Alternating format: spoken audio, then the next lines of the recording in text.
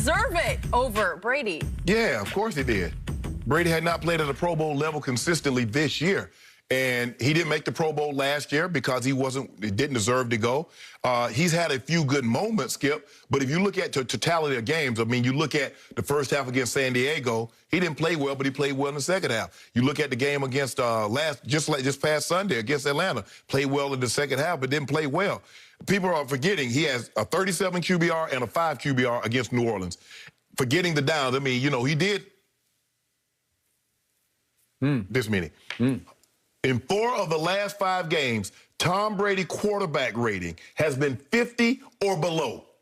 Is that good, Skip Bayless? Is it my turn? No, not your answer. Kyler has an edge in Brady of QBR, completions, yards per attempt, and total touchdowns. So if I were to ask you, defensive coordinators, defensive back, who concerns you? Who scares you more? That'd be a good question. Kyler Murray or Tom Brady? Well, I think you got your answer. Because that's Tom Brady.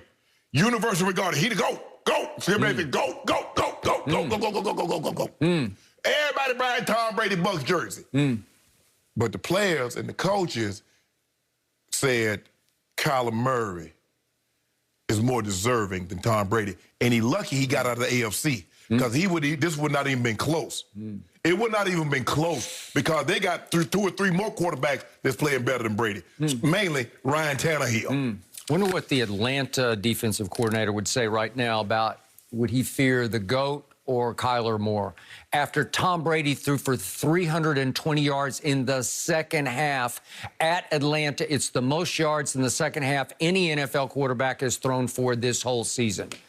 My guy threw for 3 seasons in the first half. Yeah, against that. Against your guy. Yeah, that's how bad they are. So, you know I love me some Kyler Murray because I was on Kyler Murray long before you were. You have slowly but surely come around to Kyler Murray. So this is a tough one for me, but I believe that Tom Brady deserved to have the edge over Kyler, to have the 3rd slot of the quarterbacks in the NFC in the Pro Bowl. Their QBRs are almost identical. Kyler's actually just a tick better at 69.4 to 69.3 for Tom. But if you look at the Pro Football Focus grades, and I know you got issues with that website, but I don't. So they are grading the whole body of work this year. They grade Tom Brady as the 5th best performer at quarterback in the National Football League this year. In totality, body of work. No way. They grade Kyler as the 11th best quarterback. No so way. 5th to 11th right there. Tom Brady has thrown 32 touchdown passes, the 4th most in pro football this year, to 11 interceptions. Kyler has thrown 26 touchdown passes, which for Kyler is very good, to the same number, 11 interceptions. But how many rushing touchdowns? 11. Okay. Kyler has 11. That ties Cam for the lead of quarterback rushing touchdowns. That's also tied for 3rd most in the whole NFL in rushing touchdowns. So that might offset. So you say it's about 50-50 there. How about receivers? Pro Football Focus ranks DeAndre Hopkins the 4th best performer so far this year in the National Football League. Now let's look at Tom's receivers. They've had a rough year. Would you believe that Antonio Brown is the highest graded of Tom's receivers in Tampa at 20th in the league? He grades 20th. You see what you done? You see what? Wait a second. Chris Godwin grades 35th best. And would you believe Mike Evans grades as the 57th best receiver in the league right now, says Pro Football Focus, through 14 games. Well, tell me this.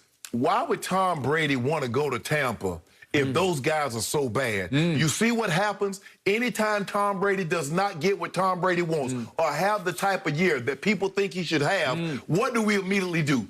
So now all of a sudden, I'm just reading grades. Mike Evans has gone to 3 straight Pro Bowls. Chris Godwin last year was the #1 rated receiver by that same Pro Football Focus. He's 35th. And now all of a sudden, because Tom Brady, oh my God, Skip, for real, Skip, is this what we are? So let's look at rushing stats for teams, shall we? Would you believe that Arizona is the 4th best rushing team in all of pro football right now? Would you believe that Tom's offense, rushing-wise, is 29th? 29th in rushing is Tampa Bay. Okay. Wow, 4th versus 29th. That means that, boy, Kyler can get away with a whole lot of play action and razzle-dazzle because you are afraid they're going to gash you with the run, and then you can be gashed by the if Tom pass. Brady had legs, if Tom Brady could run, you'd have to worry about that with Tom Brady. A lot of that rushing yard is there to them because of Kyler Murray, Skip. Degree of difficulty. Skip, don't do that, Skip. Wow. Skip, I can't even believe that you just said because Tom didn't make the Pro Bowl, you putting that at the feet of Mike Evans, Chris Godwin, Antonio Brown. Well, he has Gronk. He has Cameron Brate. Really, Skip? Yep, really. So, the final edge, I just have to give in team record, overall record. Who's got the better record right now? Well, Tom, thanks to that 320 yards passing in the second half, thanks from coming back from 17-0 down and then 24-7 down mid-third quarter.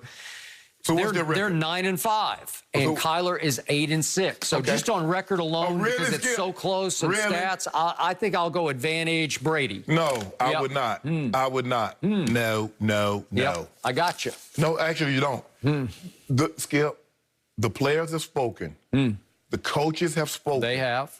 And There's a lot of Brady hate out there. See, every time Brady... See, it's always hate. So what happened last year? It was Brady hate last year too, right? No. When he didn't make it. No, I thought he was much better this year than he was last year. Oh, he was much better. But he obviously you said he was had great a last lot year. better supporting cast, better offensive line, better receivers. So with all that being said, hold on, wait just a minute. Wait a minute, just a second. Yeah. You just said Mike Evans and Godwin and Antonio Brown was the reason why, and then now you just turn around and say they're better than what he had last year. Well, they're obviously better because they both made the Pro Bowl last year. So shouldn't he be better? Well, they sacrificed their Pro Bowls for the addition of Antonio Brown. First of all, they weren't going to the Pro Bowl anyway before AB got there because they got too slow a start, and Tom Brady was not on the same page with those guys. So those guys were so far behind. I mean, Adam Thielen's having a better season than those guys, but that's neither here nor there, Skip. I'm just trying to figure out, what is that when Tom Brady plays bad, we blame his receivers, we blame the defense,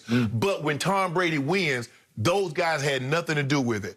Chris Godwin making catches, Mike Evans making catches, the defense balling out in the second half. They get no credit, but they get all the blame. How is that? Because I came in here the day after the game on Sunday night at Tampa versus New Orleans and said, Brady stunk it up. That's the worst game maybe he's ever played in his career. I defy you to go find a worse one than that. Against who?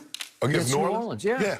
That's Sunday night football. Well, you ain't got to skip. Everybody saw that. Yeah. Well, that's what I said. Well, I came in. I didn't blame any receivers. I blamed Tom Brady for that one. No, you blame AB.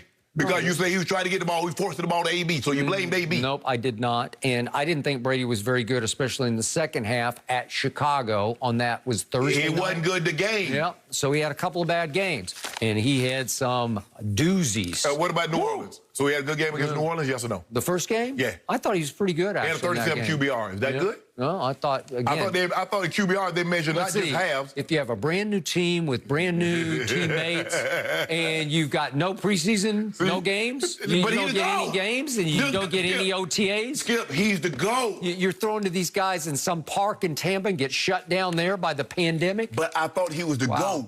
When does GOAT need to practice? Well, the GOAT's 43. No, but he's the GOAT. You took that... But when I say he's 43, you like, I can't tell. You know what would happen to Patrick Mahomes if you threw him into that crucible down in Tampa with no preseason games? It would be a disaster. Hold on, tell me. We'd be setting interception records right now. You say Patrick Mahomes in Bruce Arians' offense where his bombs over Baghdad. Yeah, but like with no preseason, no OTAs, you just threw him in cold against your arch division rival on the road. You know what would happen? 4 interceptions would happen. If Mahomes would be looking around saying, where's Andy Reid when I needed him? Jameis Winston threw for 5,100 yards in that offense in his first year. What do you think Mahomes would throw for? I don't know, it'll take a while. We're talking about opening day at New Orleans. Against that defense? You just saw what he did. You just saw what he did to that defense. Yeah, I saw what your guy did against that defense, too. Talking about Mahomes, because, guys, we're just 2 weeks away from the playoffs. Has anyone in the NFL proven they can actually stop the Red Hot Chiefs? I think it's a valid question right now. Orlando Scandrick will join us. Let's hear what he has to say.